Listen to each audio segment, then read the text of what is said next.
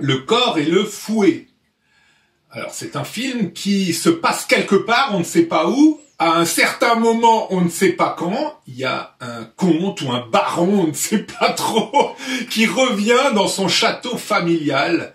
Et là, on se rend compte qu'en fait, il a perdu son héritage au profit de son frère, qui va se marier avec son ex-amante. Alors c'est un petit peu compliqué, mais finalement le film est assez simple, et il est réalisé par... un grand metteur en scène, l'un de nos favoris, Mario Bava.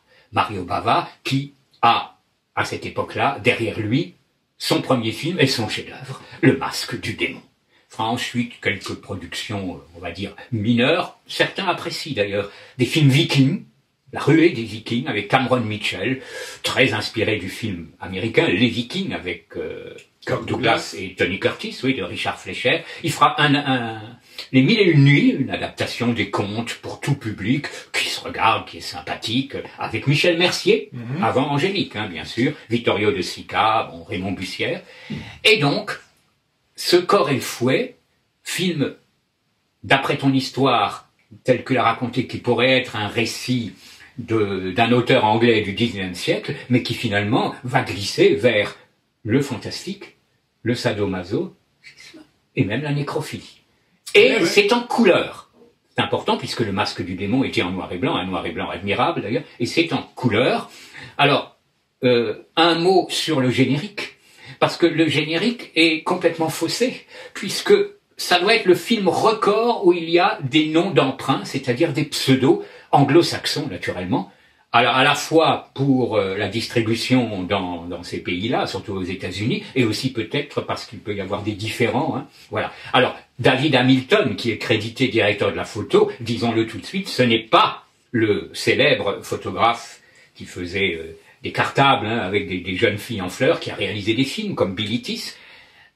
John M. Old, c'est Mario Bava, etc., etc. L'actrice Ida Galli a également un pseudo. Enfin bon, voilà. À part les têtes d'affiche, tout le monde a un pseudo. Alors tu l'as dit Charles, le film est en couleur, il est en Technicolor. Normalement, Technicolor c'est une tuerie.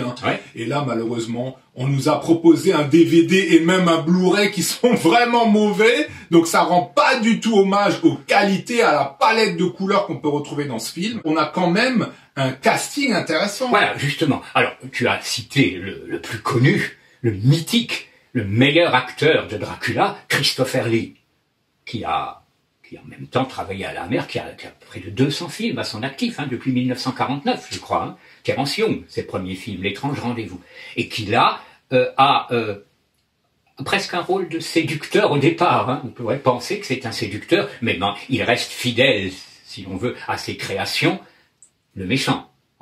Il a tout fait dans les méchants. Fu Manchu, un méchant chinois. Et là, il entame, entre guillemets, une petite carrière en Italie, parce qu'il a fait plusieurs films en Italie. Nous avons traité déjà la Vierge de Nuremberg, où il a failli d'ailleurs mourir brûlé, lors d'un incident. On en a parlé, on en avait parlé. La crypte du vampire, il fera un film en Allemagne, Le vampire et le sang des vierges. Donc c'est un acteur qui s'est vraiment dédié, en grande partie, au fantastique, sens large du terme. La momie, etc., etc. Sa partenaire, très intéressante, c'est une actrice israélienne, Dalia Lavi, qui est très bien, moi je trouve, qui est tout à fait bien. Certains regrettent que Barbara Steele n'ait pas eu le rôle. Bon, Barbara Steele, pourquoi pas, mais bon, elle n'a plus tourné avec Bava. Elle a tourné 2 fois avec Margheriti, mais plus avec Bava. Dalia Lavi, qui avait débuté également en Italie, dans un film avec Frank Wolf, Le Démon. Alors Frank Wolf, ça vous dit rien, mais si vous connaissez le plus grand film de l'histoire du cinéma, ou presque, Il était une fois dans l'Ouest, c'est lui, le mari de Claudia Cardinal. Bon, il se fait descendre au début, évidemment, le fermier. Elle a joué dans Lord Jim de Richard Brooks, où elle est très très bien, d'après Joseph Conrad. Elle a été la partenaire de Dean Martin dans un épisode de Matt Helm. On l'a vu dans Casino Royale, alors pas le Daniel Craig, le Casino Royale un peu parodique, où il y a Orson Welles, Woody Allen, etc. Actrice intéressante, qui a tourné en France aussi, qui n'a peut-être pas eu la carrière qu'elle aurait mérité d'avoir, et qui glissera ensuite vers la chanson, et elle deviendra une star de la chanson en Allemagne. Oui, vraiment une star populaire. Ah, donc, oui. Une sorte de Mireille Mathieu. Enfin bon. Exactement. Oui, d'ailleurs, elle est restée très belle et elle chante très bien. Ah oui, pas de problème. Oui, pas de problème. Elle nous a quittés il y a quelques années dans l'indifférence un peu. On a souvent des réserves sur les acteurs des films italiens, mais là, elle est très bien. Elle est très bien. C'est un point positif du film. Le film est bien interprété par notre duo. Bon, les acteurs secondaires, on va dire, sont moins importants. Soit ils jouent bien ou pas. Ils jouent pas. Ils s'en sortent. Plus que des silhouettes, mais enfin, tout est concentré un peu sur cette relation très tendancieuse. Voilà. Donc le film, on peut le dire, hein, Charles, a été censuré, a été amputé parce que les Italiens, ça leur a pas plu de voir comme ça du sadomasochisme. Et j'avoue que le film pousse assez loin. Cette relation perverse, hein, à un moment, Christopher Lee la fouette et puis elle aime ça. Enfin, c'est vraiment très étonnant. Mais bon, c'est pas passé entre les mailles des ciseaux. Non, sorti en France, interdit au moins de 18 ans. Bah oui, en plus charcuté. Même les Américains ont une version alors encore pire. Alors carrément, ils ont tout coupé. Enfin bref, c'est assez terrible. Charles, il y a un élément qui est assez étrange dans ce film. C'est que on ne sait pas où ça se passe. Non.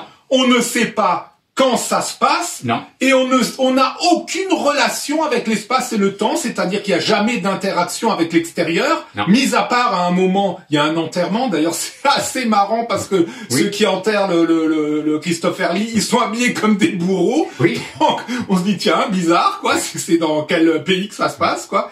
Et pendant que le film se passe, on n'a aucune relation avec le temps. On ne sait pas si le film se passe dans une semaine, dans 3 jours. C'est très très étrange. Ni l'époque, ni le lieu. Donc vraiment, on n'a aucun rapport avec l'espace, aucun rapport avec le temps. Et ça, c'est très perturbant. Donc si on rajoute ça avec les défauts techniques, moi j'avoue qu'en regardant le film comme ça, à premier abord, j'ai été extrêmement critique et j'avais vraiment envie de vous le déconseiller. J'ai par la suite revu le film et lu quelques critiques qui m'ont ouvert de nouvelles portes. Parce que tu sais que beaucoup l'encensent. Pour eux, il y a 3 très grands bavards. Le masque du démon, celui-ci, et 6 femmes pour l'assassin.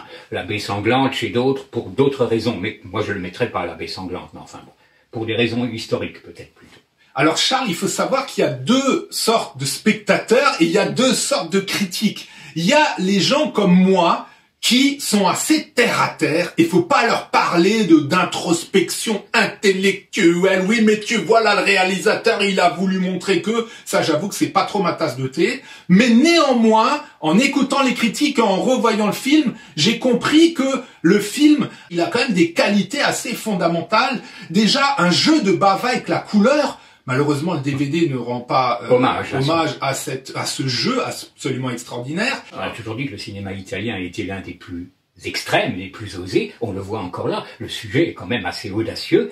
On est en 1963. Oui, c'est là vraiment la clé de ce film. Hein, c'est cette relation perverse qui va jusque dans le fantastique, puisque voilà, le méchant il meurt assez rapidement, mais il revient et il y a des meurtres qui sont commis et on ne sait pas qui tue. Donc il y a un aspect un peu giallo, il faut chercher le tueur, quoi. Et comme dit Charles, c'est vraiment cette espèce, c'est vraiment une expérience pas psychanalytique, mais c'est un peu du rapport comme ça. Il y a quelque chose de psychologique où il faut aller au-delà des apparences pour vraiment apprécier ce film. Ce qui explique que des Cahiers du cinéma, Télérama apprécient. Bah ça m'étonne pas. Alors eux, c'est les rois pour ça, l'intellectualisme, voilà. Donc, je trouve que c'est dommage parce que pour moi, les ambitions de Mario Bava ne sont pas à la hauteur de la production. Parce que pour aller au bout de ses idées, pour aller au bout comme ça de ce jeu avec l'invisible, enfin, de ce jeu psychologique, il faut avoir une production en béton. Or là, même la personne qui a écrit le scénario, il a dit mais Bava, il est parti dans quelque chose qui était carrément expressionniste, machin. Moi, je voulais pas du tout ça. Donc, on sent que il y a plein de choses qui tirent dans des sens différents. Et puis c'est fauché, hein. Et puis c'est fauché, donc voilà, si on fait un film fauché, on ne peut pas aller chercher. Déjà, un film fauché, ça se marie très mal avec les films d'époque, hein, forcément, costumes, décors, on a besoin de pépettes pour y croire. Donc voilà, principal défaut du film, effectivement, la production qui est fauchée. Et pour les qualités, Charles, eh bien, il faut voir le film peut-être plusieurs fois, il faut comprendre, on peut le voir. Il faut lire les critiques avant. Il y a une autre qualité, c'est la musique. Ouais. Alors la musique, elle est de Carlo Rustichelli, qui retravaillera avec lui, c'est lui, 6 femmes pour l'assassin, Opération Peur également. Alors compositeur, 200 films, au moins, compositeur de Pietro Germi pour tous les films, le plus célèbre Divorce à l'italienne. Alors il a traité tous les genres, lui, films de guerre, gialli, épouvante, western. Il a travaillé en France avec Alain Delon, L'homme pressé et Le Gang, deux films de Delon. Je sais pas qui a voulu qu'il soit là, c'est encore une coproduction franco-italienne, donc voilà. C'est un compositeur intéressant, et là il a carrément composé une sorte de concerto pour piano. Ouais, c'est très réussi, la musique est intéressante. Très réussi, absolument. Très réussi. Donc, un corps chaud. Ben, difficile à dire, hein, comme dit, pour les gens qui aiment bien faire des interprétations fantasmagoriques, on vous le conseille. Pour les autres comme moi qui sont plus terre à terre, franchement, c'est pas un des meilleurs babas. Oui. Donc je terminerai en disant qu'en italien, c'est le fouet et le corps. Hein. La frusta et le corpo. On va pas faire une analyse. Pas grand chose.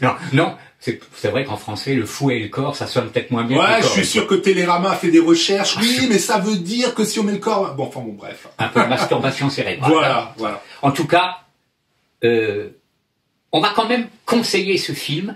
Bon, les grands amateurs de Bava le connaissent, bien entendu. Ouais. Mais au moins lui jeter un coup d'œil, parce que c'est quand même assez insolite dans la production de l'époque. Portez-vous bien.